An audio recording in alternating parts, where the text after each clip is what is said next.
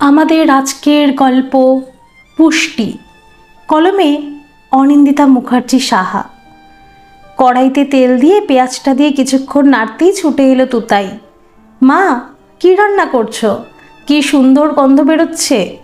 বলেই চোখ বন্ধ করে নাক টানল তুতাই। পূর্ণিমা ততক্ষণে মশলাগুলো কড়াইতে দিয়ে ভালো করে নাড়তে থাকলো।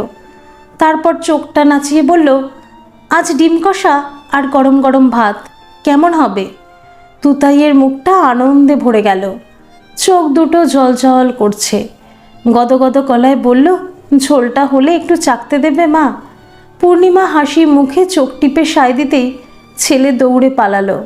রান্না করতে করতেই পূর্ণিমা চিৎকার করে বলল, তুতাই, বাবাকে একটু জলটা এগিয়ে দাও, বাবা অনেকক্ষণ জল খায়নি। আজ 2.5 মাস হলো বিছানায় শোয়া ধীমান। বড় বাজার থেকে মাস্ক, রুমাল, মোজা এনে ট্রেনে বাসে এসব বিক্রি করে ধীমান। পূর্ণিমা নিজেও ঘরের সামনেটাই এগুলো সাজিয়ে বিক্রি করে।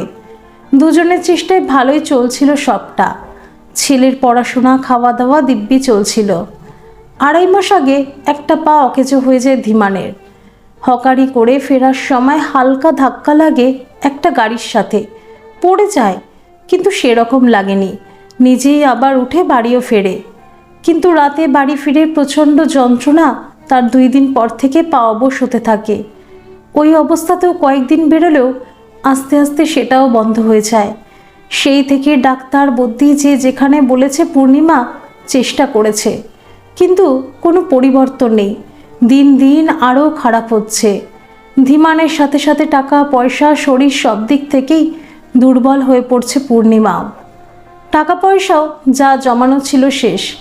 ডাক্তার বলেছে ধীমানকে ঠিকঠাক খাওয়া দিতে, পুষ্টিটা যেন রোজ খাদ্য তালিকায় থাকে।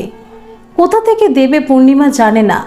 শেষ কবে বাড়িতে ভালো মতো বাজার করেছে মনে করতেও পারে না পূর্ণিমা। কোনো রকমে আলু, ডাল আর চাল দিয়ে দিন কাটছে ওদের। আজ পাশের বাড়ি রুমকি এসে 3টে মাস্ক কিনে নিয়ে গেল। পুরনো স্টকের কিছু আছে, সেখান থেকে দিলই পূর্ণিমা। কিছু টাকা আসতেই সামনের দোকান থেকে 3টে ডিম কিনে এনেছিল আজ। বাবাকে জল খাইয়ে দিয়েছি, তোমার রান্না হলে একটু ঝোল দেবে কিন্তু। ছেলের গলায় ঝোল খাওয়ার আবদার শুনে মনটা খারাপ হয়ে গেল পূর্ণিমার। কি করবে ও? ছেলেটাও যে আস্তে আস্তে বড় হচ্ছে, ক্লাস 2 এর পরীক্ষাও শেষ। শীতে উঠলেই আবার স্কুলে ভর্তির টাকা লাগবে ভেবেই আবার চিন্তা শুরু হলো। সে ঠিক জোগাড় হবে পূর্ণিমা জানে, কিন্তু পড়াশোনার সাথে সাথে ছেলেকেও ঠিকঠাক পুষ্টিটাও দিতে হবে, সেটাও পাচ্ছে না। কি করবে পূর্ণিমা? বড় বাজার থেকে জিনিস তুলেছে বিক্রি করবে তাও সম্ভব না, হাত একদম ফাঁকা। সারাক্ষণ এসব মাথায় নিতে নিতে পূর্ণিমা নিজেও অসুস্থ হয়ে পড়ছে। সকালে একটা বাড়িতে রান্নার কাজ পেয়েছে, দিন 7 হলো, আরও পেলে করবে, অনেককে বলেছে। এভাবেই কয়েক মাস চালিয়ে সামনের দোকানটা শুরু করবে। মনে মনে পজিটিভ ভাবনা ভাবলে খানিকটা শান্তি লাগে, কিন্তু পারবে তো? লোকের বাড়ির রান্না, নিজের বাড়ির কাজ, রান্না, অসুস্থ বরের সেবা, বাচ্চার পড়াশোনা, পারবে তো টানতে? পূর্ণিমার ভয় হয়। শেষমেশ পূর্ণিমা যদি বিছানায় পড়ে ভেবেই বুকটা ধড়াস করে উঠল। সত্যি তো, এত খাটনির পর যতটা পুষ্টির প্রয়োজন পূর্ণিমার, এই সংসারে সেটা পাওয়া তো একটা অলীক কল্পনা। কড়াই থেকে ডিমের মাখা মাখা ঝোল, সাথে অর্ধেক ডিম বাটিতে তুলে ছেলেকে দিল পূর্ণিমা। বড্ড ভালোবাসে ছেলেটা খেতে। যাই দিক, রান্নাটা ঠিক হলেই সোনা মুখ করে খেয়ে নেয়। বড্ড সোনা ছেলে।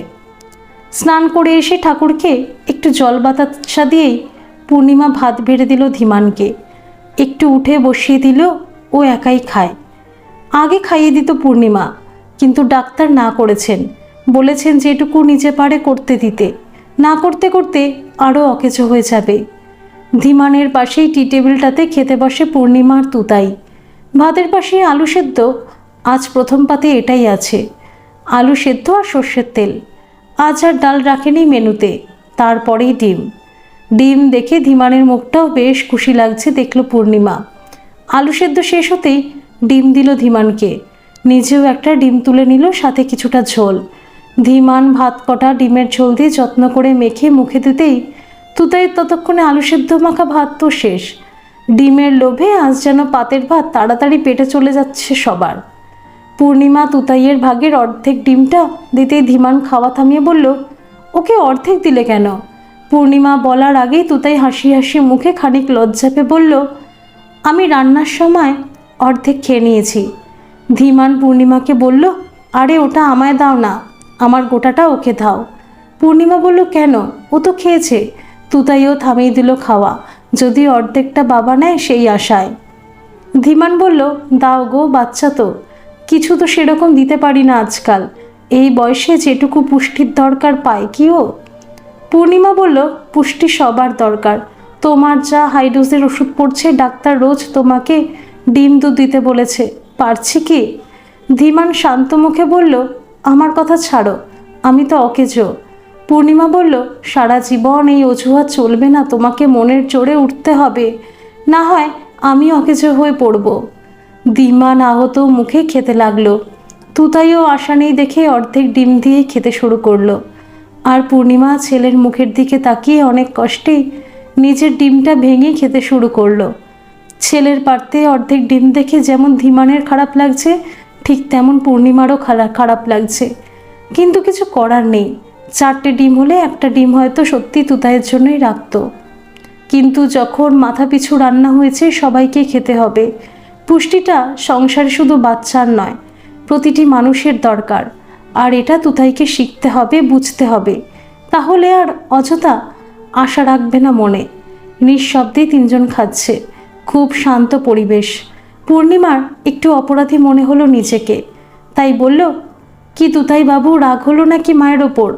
তুতাই অর্ধেক ডিমটা মুখে ঢুকিয়ে হেসে বলল, না তো, আমি জানি তো, শেয়ারিং ইজ কেয়ারিং। বাচ্চাটা নিজের ভাষায় এটুকু বুঝেছে দেখে খুশি হলো পূর্ণিমা। এতক্ষণ পরে ধীমানের মুখেও শান্তির ছায়া দেখা গেল। ছোট্ট সংসারে এটুকুই তো সুখ, ভাগের মধ্যেই সুখ। বাড়ির ছোটটা থেকে বুড়ো সবাই একসাথে চলতে পারার নামই তো সংসার, একটা পুষ্টিকর সংসার। ধন্যবাদ সকল বন্ধুরা। এই গল্পটি যদি আপনাদের ভালো লেগে থাকে তাহলে অবশ্যই একটা লাইক করে দেবেন, আর এই চ্যানেলে নতুন হয়ে থাকলে চ্যানেলটিকে সাবস্ক্রাইব করে আমার পাশে থাকবেন, আর পাশে থাকা বেল আইকনটিকে প্রেস করে দেবেন যাতে সমস্ত গল্পের নোটিফিকেশনগুলি সবার প্রথমে আপনাদের কাছে পৌঁছে যায়।